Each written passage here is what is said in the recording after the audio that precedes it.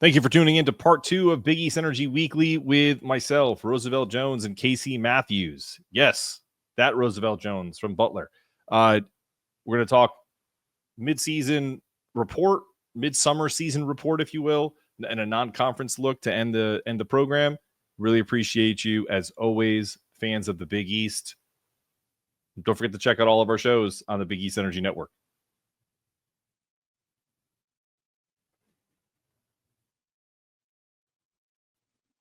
All right, we're back. Here we are with Roosevelt Jones, Casey Mathews, myself, Mark Zanetto, talking some Big East hoops. All right, so when it comes to, we're gonna turn to Butler right away. First off, what are your initial kind of thoughts going into this season? Like, what? I'll just ask you a simple one. What's their ceiling? What's their floor? I think their ceiling is going to be middle of the pack in the Big East, a little bit higher, and then I think their floor, depending on so many new guys, like Yep. obviously preseason Butler always going to be ranked 8th, 9th, 10th in the conference, so that's really what I think the floor is going to be. But I think the talent that they have this year is going to be really good. Bunch of guys they brought in this year is going to really help out the roster. Actually, I was coaching with the TBT team, All Good Dogs, and we actually scrimmaged against the Butler team. And I like the guys that they have, like the physicality, especially the shooting that they have now is going to be way improved from what they have this past couple of years. And I think that he even said it himself. He said since he's returned back to Butler, like this team they have this summer, it's been his favorite team so far since he's been back at Butler.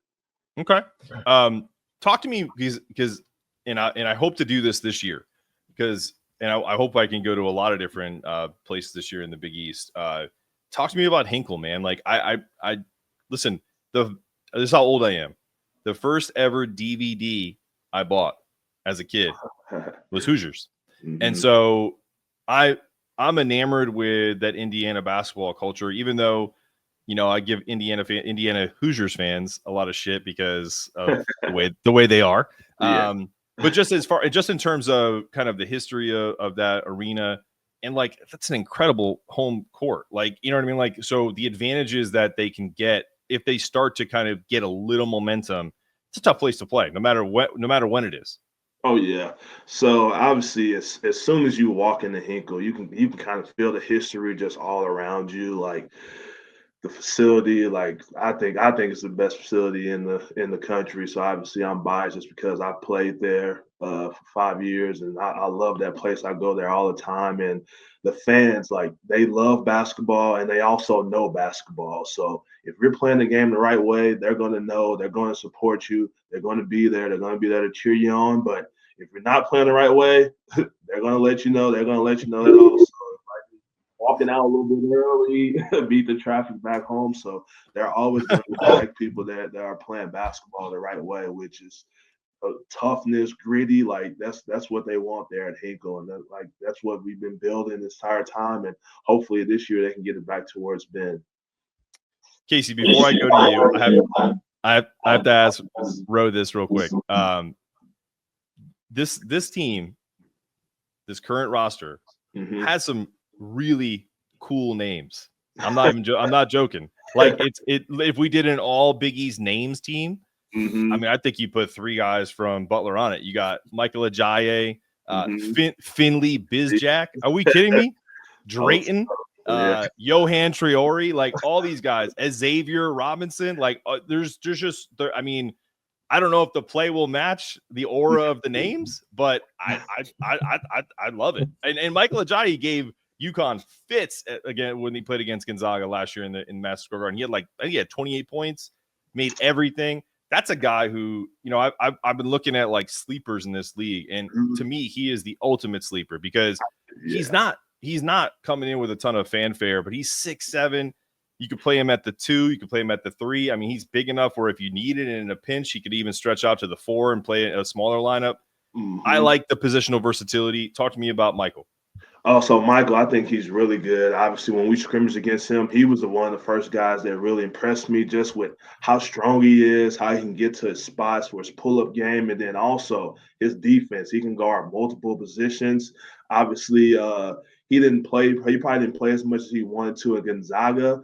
But I think if we can get what he did at Pepperdine when he averaged about 17, 18 points a game, Yep. mixed with Gonzaga, I think he averaged about 8 at Gonzaga. We can get about 13 to 14 points a game from him. I think that's really doable. I think that's going to be really helpful for the roster. And I think his ceiling is very high. Once he starts getting comfortable into Big East play, I think he's going to be really good for the Bulldogs. I love it. I couldn't agree with you more. Casey, talk to me about Creighton. I know we've done this a few times, but what's the update on Owen Freeman? I know he's been hurt. Like, is he gonna be ready for season? Like, is that going to impact anything from like a roster, from the, essentially like the chemistry or anything that goes into, because he's new. I know you got some newer guys as well, but you've retained some dudes too. So talk to me about that kind of meshing of the new and the old. Yeah, it's going to be interesting with Owen. I mean, I think he'll be back for the season. I don't think they're worried like super long term about that.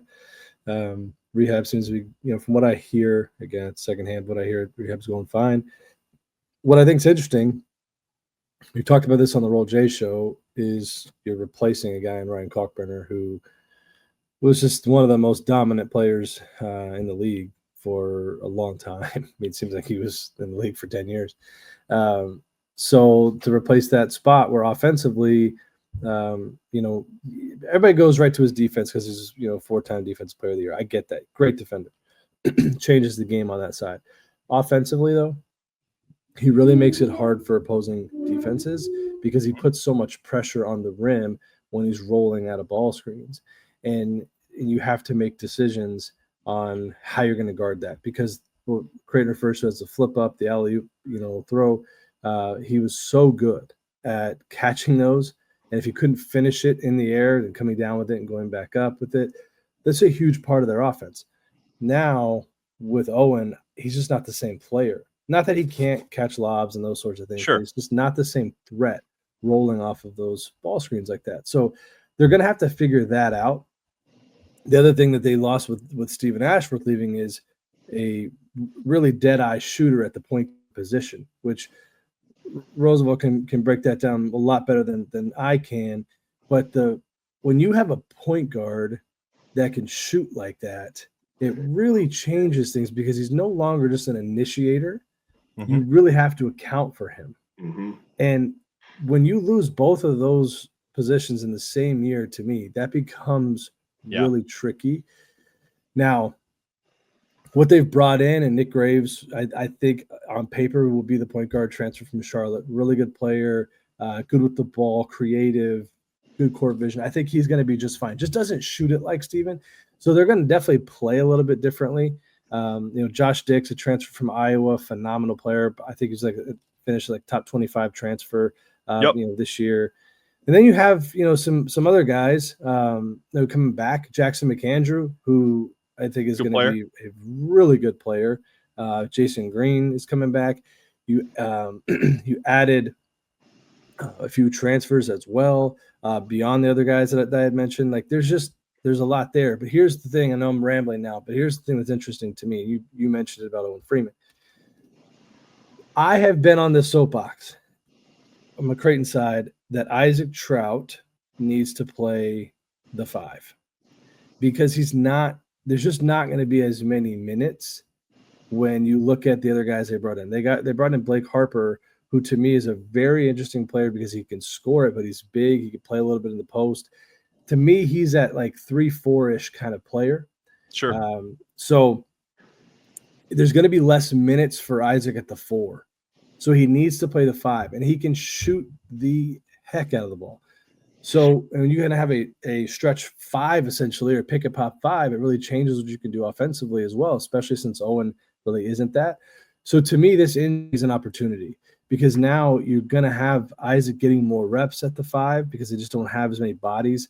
They got an international kid. I can always butcher his name. It's Alexa. So I always butcher his name, so I'm not even going to try. And then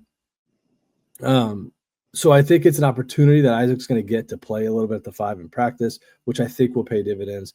So all that's a long answer to say I have no clue what Creighton will be like. But no, I do. I mean, in terms of ceiling, I do think that if they reach their potential, and with the caveat that St. John's and UConn does the same, okay, then I think Creighton's ceiling is probably finishing 3rd in the league, which was where I expect them to finish. Sure. Now, if UConn, St. John's falter, that obviously opens the door, but I think those two teams are just really, really good. The floor, I mean, man, maybe I'm just too high on my squad, but I still think the floor is in that same 3-4 area. I just don't think there's other teams in the league right now that to me are a threat. And I know I'm also in the minority here. I think Marquette, and I want to ask Rose about Xavier, but Marquette and Xavier are those next two for me, whereas I know that's probably up for debate. But what do you think about UConn? I mean, I know you're going to tell us they're national champions, but what do you expect there? I think this is like as far as in terms of the culture of UConn, it's still really strong. You return a guy who's won 2 national championships in Alex.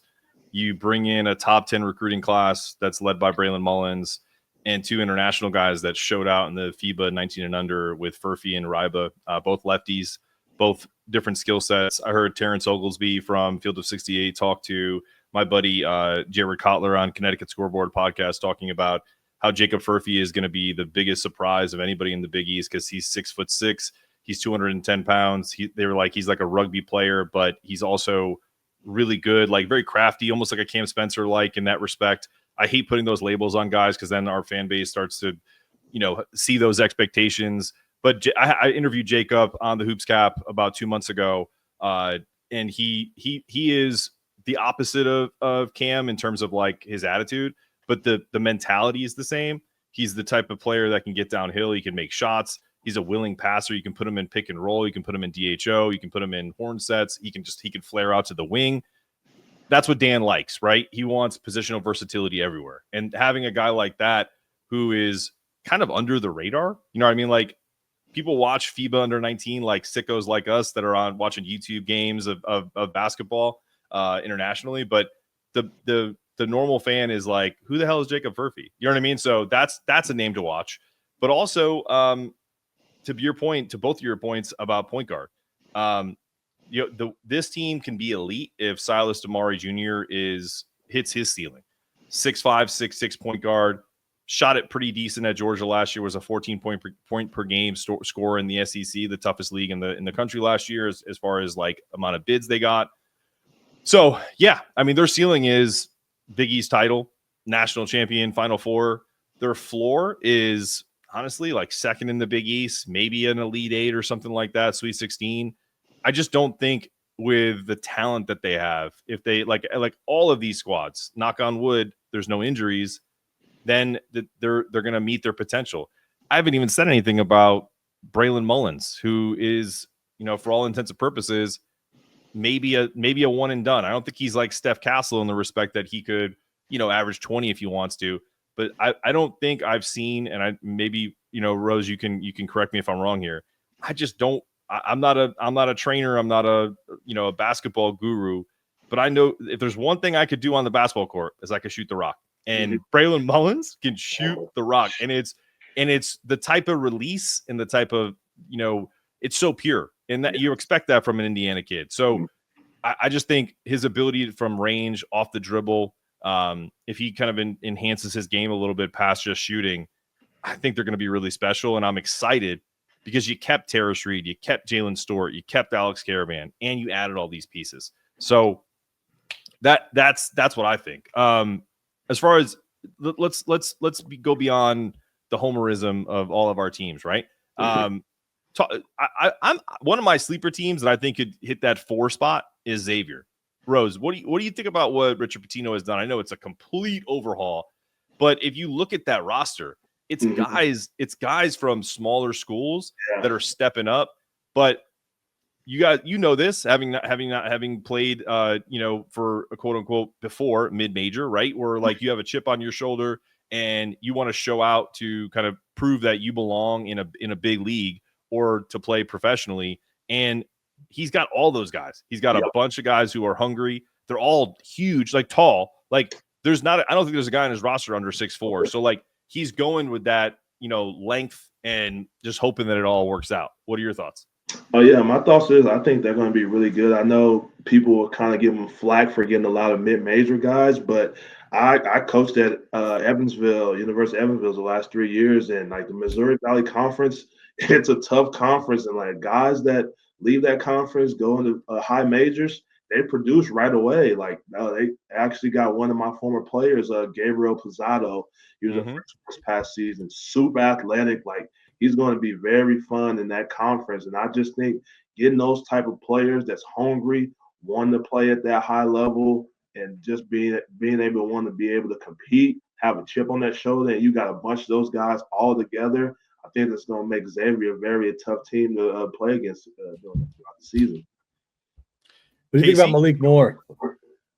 I think he'd be pretty good. It's like I said, it's just going to be interesting how like everybody gets put together and what type of offense he wants to run for them. Who's going to be their main guy that steps up for them? So I just think once they finally get all those pieces throughout the summer, get who's going to be at this position, you figure that out throughout the summer, then see how that goes. Yeah. See, for me, like I like Malik Moore. I've been pretty high on him. I was really hoping Creighton would go after him. Yeah. The kid, he's transferred in from Montana, and I agree. I think on some of these guys that come in, I mean, they're like you don't see them on TV. They don't have the TV contracts like the Big East and the SECs and whatever. So you don't see them. But man, there's some really good players that just end up blossoming in those, in the environments that they're in, and they play the minutes. That to me is the differentiator there. Yes. Is they've played the minutes. Yes. And again, Rose, you and I can have this conversation sometime from a coaching perspective. I really believe in a totally different topic, but at that level, you almost have to recruit now like a junior college. And sell these kids on the fact that they're going to play. And that's the biggest differentiator is you might be super talented, but if you don't see the court, right, you're not playing, you're not getting coached. Yeah. You're not going to develop. 100%. So, yes. Go ahead, Rose. Yeah, sorry to cut you off. It's like just like from a recruiting standpoint, like that's kind of the pitch. Like, hey, you can come here, hey, play for 1 year. We got a bunch of guys. We already show a bunch of guys that played 1 year, produced. And look, they're making $300,000 now. They're making $400,000 now. Like that's our pitch. That's our pitch now to come to a mid-major for a year or two, be able to produce numbers, and then go on to high majors. Like you said, it's kind of turned into a JUCO. Honestly, bring them in for a couple of years, 1 or 2 years, and then have to have the expectation they're probably going to be going to a high major. Real quick, because I wanted to mention this. It's talked about playing time. Like it's also really important. Like this is going back to my UConn guys. Like a guy like Alec Millender played at IU Indy, and he played a ton of games, won a ton of games there. That's what they missed last year, and that's what a lot of these teams kind of miss on sometimes in their transfer portal. Is like they need to find those guys that essentially have won a lot. Like you don't know how to win until you start to do it consistently. And if you're a program like Xavier, if you're a program like DePaul, you got to bring in guys that have won at the mid-major level to kind of see if you can create that culture of winning within the Big East. And so that's a huge part of it. Now, do you want every single guy to be like an underdog story? No, you need to have some talent too. But those guys are it's like you can't create a team with all 5 stars unless you're Duke, unless you're Kentucky. So when you have the resources at your disposal, we talked about this a while back with the NIL stuff. It's kind of like Moneyball. GMs and coaches in this league are going to have to start to really focus on roster construction and being strategic versus just throwing all of their eggs in the 5-star basket or the couple of 4 stars. So, if you get 5 really good 3 stars that are hungry, I'll take that over a couple of 5 stars any day of the week, because they're going to not cause any waves. They're going to attack the way you want to attack. And eventually, once they start to mesh, they're going to surprise some folks. So, yeah, I mean, that's what development's for, right? You know what I mean? Like every team has a director of player development. Every team has a coaching staff that wants to develop players. And that's the way college basketball used to be. And I think we're starting to kind of see that the positive side of NIL is that guys are going to stick around for 2, 3, 4 years. Hell, Creighton guys stay until they're 30, right? So, like we just, we got to make sure that guys stick around, and now you have a better product. That's my thought. Yeah, I hope we see some of these programs that can take advantage of this time and really build. Like as much as it would kill me to hear it from our boy Willie V, I'd love for Butler to really build something and be competitive, and I think it's good for the league. I do, and I like sure as a Creighton guy, I like the fact that we got a pretty good shot at finishing third or higher in the league, sure, but it's a lot of fun, when you roll into Hinkle and they're good, and it's yeah, I don't have a lot of good memories there, and so it's like, even when they're not good, they're hard to beat there. But when they're good, that place is like you said, right? It's special, man. It is really, really special. But then also, like, I look at like Chris Holtman at DePaul. I think he's a heck of a coach, and I think that's I don't know if I'd call it. I don't think you can go as far as saying it's a sleeping giant. I don't know if you can go that far, but I definitely think it's a program where they're located and the access to players that they have. That's a program that could be built, and now they have that. I mean, they have a beautiful arena. Like, there's just teams, man, that I'm like, God, I'm really hopeful that they could take a step and really start to build something there, because there's nothing like the Big East tournament, as we all know, and when you can go in and honestly say, like, this isn't one of those games where you just roll the balls out and you know who's going to win. Those are really fun. Really fun. So 100%. I'll give you a quick funny story about DePaul, which is, I know UConn fans have literally bought DePaul season tickets so that they can go watch UConn play and get you get first dibs on getting tickets for the Big East tournament when you're a season ticket holder, because they're relatively inexpensive, and so you sell the rest for whatever, or you just eat it, and because and teams are doing that. Like fans have kind of done that, and like they'll post on social media, just got my DePaul season ticket renewal. And I'm not shitting on DePaul. I think Chris Holtman's a great coach, and they're one of my sleepers too this year. I think they're going to be a lot better this year. But that to me is hysterical. Like, I'm going to buy season tickets so that I can get my tickets for the Big East tournament, so I go watch UConn in Madison Square Garden. Our fans are psychos, absolute psychopaths. And I say that with love, because they know it. You know what I mean? Like, absolutely are just weird and awesome all at the same time. So I'm going to put up real quick, because we want to do a quick non-con look. So I want to do St. John's and their non-conference, because it's an interesting non-conference. And I see one, I don't want to say potential upset, but like, look, St. John's is going to be good. And while I'm pulling this up, Rose, give me your thoughts. We've already had this conversation. What do you think about Patino and his roster construction? Do you think that the kid that they got, I always forget his name, so Casey, if you remember, jump in here. The smaller point guard that they got from, I think he played at Montana or Idaho. Yes, Dylan Darling. I don't know why I always forget his name. But Ian Jackson was initially the first guy, the big splashy pick, and people were like, well, we got our point guard. And I was thinking, like, hold on a second. He's not really a point guard. What are we doing here? So what are your thoughts there? And then I'll pull up the non-conference. Well, I think Rick Pitino, he's always going to figure it out. He's going to get the best out of everybody that he plays. Like, the way that he coaches, like, he doesn't take no shit. Like, if you're not doing stuff the right way, like, you're not going to be playing in this system, man.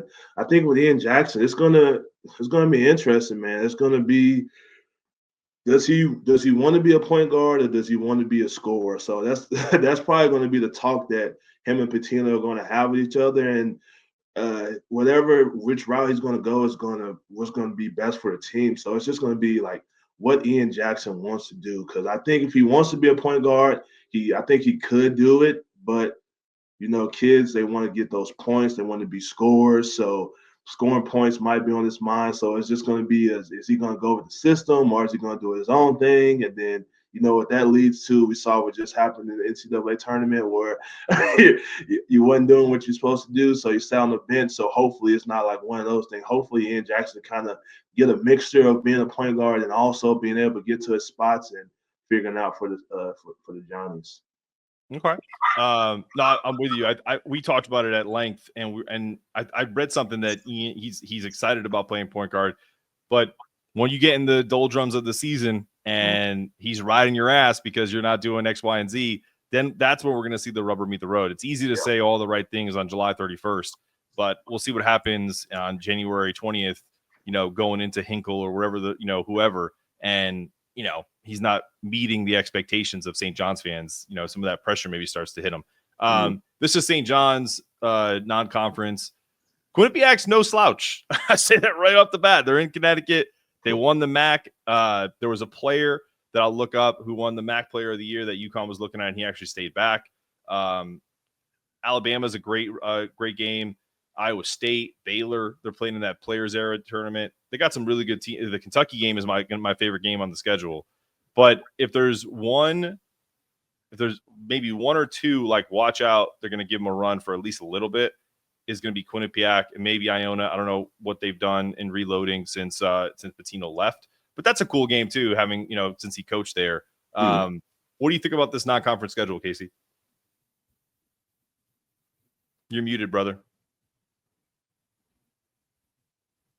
Sorry, first time doing the podcast. I don't see anything on here in terms of, like you're mentioning Quinnipiac, Iona. Don't mess with the Bobcats, son. Yeah, but rolling into Carnesecca, that place is going to be absolutely bananas. I don't think they're going to have any problem there. The ones that, one, I give him a lot of credit for building the schedule. Number one, and to go to Atlanta and play Kentucky, which again I know it's neutral, but it's not neutral. It's going to be, it's going to be there's going to be a lot of blue in there. That's interesting. I think Ole Miss is a team that could be interesting to play against there. I think they'll win. Iowa State, like now, and again, that's the Players Era deal, so they don't really have a choice there. But I think the schedule is tough. But man, to start off your season there after the Quinnipiac game, and get Alabama, like I know it's at MSG, I get that.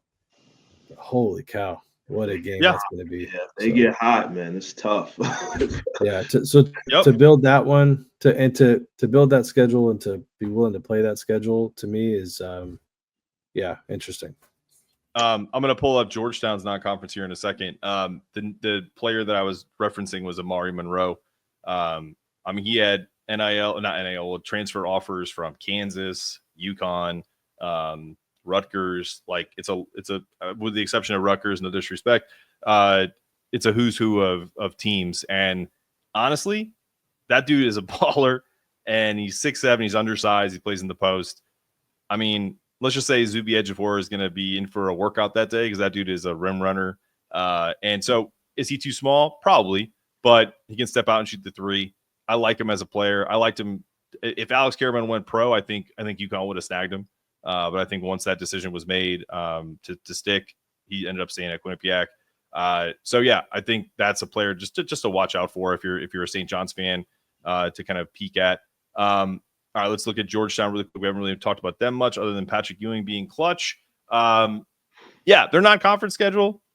We got to get Rashawn on when he starts his show August 2nd to talk about this because, the one game it's like an exhibition game. You're playing Kentucky exhibition. They're playing North Carolina on the road. That's a good game. But it's also, to me, those are like perception games because it's a name brand. Carolina is good, and don't get me wrong. I feel like the ACC is down. Duke is here, and everyone else is kind of like creeping. Louisville is probably ahead of where Carolina is, and I know down here in North Carolina where I live now, people, if they're listening to this, are probably like, "Shut up, Mark." But NC State's on the rise, so like to me, like that North Carolina schedule, scheduling them today isn't the same as if you did it 5 years ago. That's just me. You guys thoughts? I mean, here's the difference, though, right? Like we were just talking about St. John's. St. John's is playing that schedule because they're trying to make sure that they have a 1 or 2 seed in the NCAA tournament.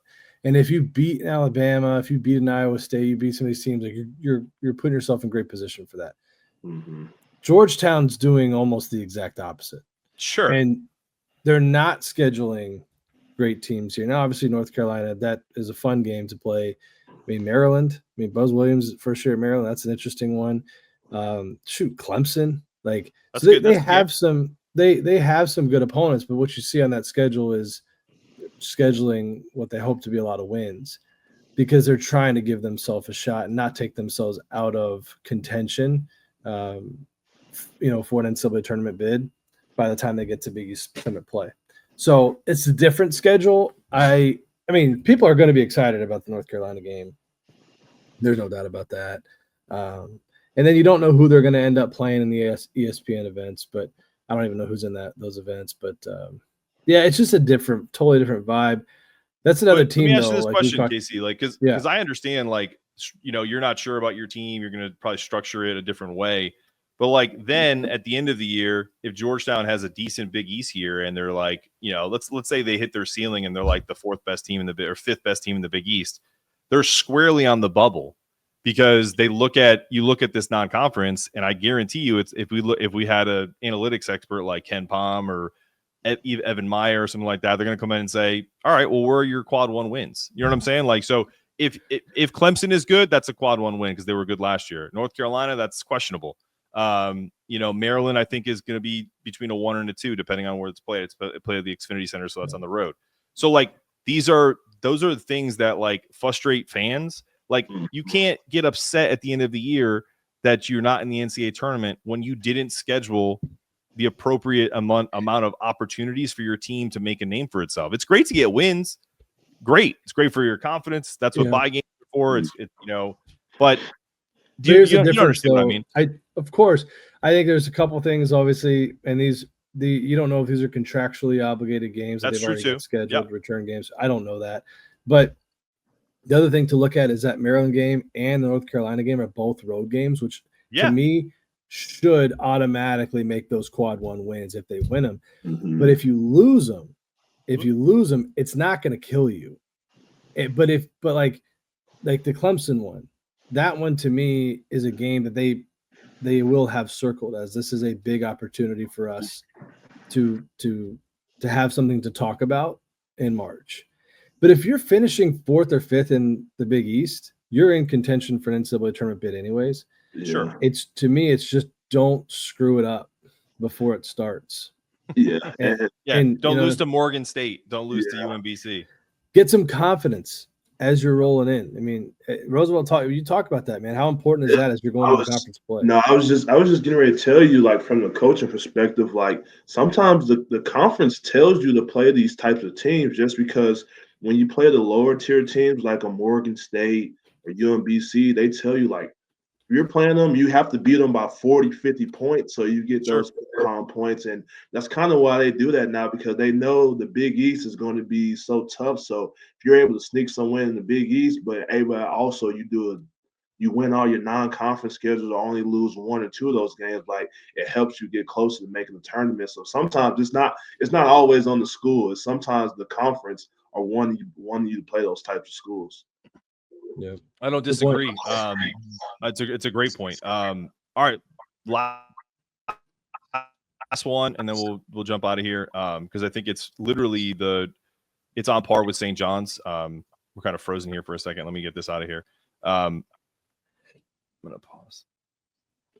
I think we just came back. All right, cool. There you guys are. Let's do this. All right, this is John Rothstein, our guy. This is UConn's non-conference. I didn't get the official. They're playing BYU in TD Garden. They're playing Arizona in Hartford. They're playing Illinois at MSG, at Kansas, Florida at MSG, Texas. The bye games are the bye games. They're not losing any bye games. But these are the tougher non-conference. What do you see here, boys? A gauntlet. Looks like he's trying to get them ready for the NCAA tournament. Honestly, this is just me talking here, right? This to me is like, I'm Dan Hurley, and I don't care what you think. I want to play this schedule, and we want all the smoke. Like, hey man, hats off, because it's going to be an unbelievable. Like, if you're a UConn fan, you have to be pumped, absolutely pumped for this because there's. Have you guys ever, Casey? Have you ever seen, or Rose? Have you ever seen that last year or 2 years ago when they lost at Kansas by 3, right? And they ended up winning a national championship, so who cares? But they're in the press conference. He's got Tristan Newton with him, and someone asked about, are you trying to play these games more, like these home and homes and stuff like that? And he said, yeah. He goes, we call everybody. He's like, and he started naming teams, Duke, Kentucky, Carolina, whatever. He's like, sometimes we don't get a call back. So like, he always talks a little shit. And then the best is, I don't know why this dude did it. I don't even think he's there anymore. I couldn't even tell you his name, but the head coach at Bryant in Rhode Island, who, by the way, remember, Rose, when we talked off air, that's the only school I got an offer from before they went D2, D1 in basketball. It was a D2 offer. Hello. What is his name? Jared. But either way, the funniest thing, he goes, we're something like we're ducking Bryant or something like that. And then he goes, oh, did they win tonight? Oh yeah, they lost, or something like that. Like, he doesn't care at all. So you're spot on. And he also, listen, like anybody, he kind of gets in his feelings sometimes, and he goes on the attack, and then he'll apologize later. And I think that's the difference. He's self-aware, and people hate him, people love him. There's really no in between. But yeah, this is going to be a tough schedule, but I think it goes to show you how he feels about this team. I don't think he goes to Kansas if he doesn't feel like this team is a top 5 team in the country. I don't think he schedules Arizona. I don't think he messes around with BYU because they got AJ. You know what I mean? Like, so like that BYU team is going to be nice this year. Like, why do that if you don't think your team can compete? You wouldn't. So yeah, I think you guys are right that this is a gauntlet, but we're excited. I think it's gonna be a great year, guys. Like, I wish we could fast forward to, I hate to throw days away, but I wish it was, in November, and we were gearing up for, these non-con games, and, some of the feast week and all that shit that goes on during Thanksgiving. I'm just excited about it. Rose, thank you so much for joining us today, bringing an awesome element to the program as a former player. And we look forward to your show and getting that all squared away. And we're happy to have you. Casey? Appreciate it. No, I'm pumped. Yeah, no, we're pumped to get to hopefully get this going soon with a Butler pod on here, and I just we're excited, and I think it's a great time to be a Big East fan, and look at all this stuff. I'm more excited now than I have been. Again, I'm not wishing days away, but would it be awful? Actually, you know what? We got preseason NFL football on tonight. Like, sports, man. Listen, it's time. It's time. Yes. We've gotten through July, where the baseball season is kind of like whatever. We'll wait until it gets to the playoffs, and then you got, like you said, football's around the corner. We're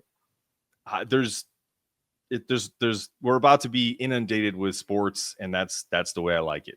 Exactly. Absolutely. And in terms of Big East energy, now we're gonna have Georgetown launching and Butler going. If you're watching this and you're a DePaul guy or a Xavier guy, whatever, man, call us, hit us up, let us know. Marquette. We need a Marquette guy too. Yep. We gotta get these Midwestern guys. Rose, you gotta hook us up. We gotta help us out. I got you. I'll start working on it.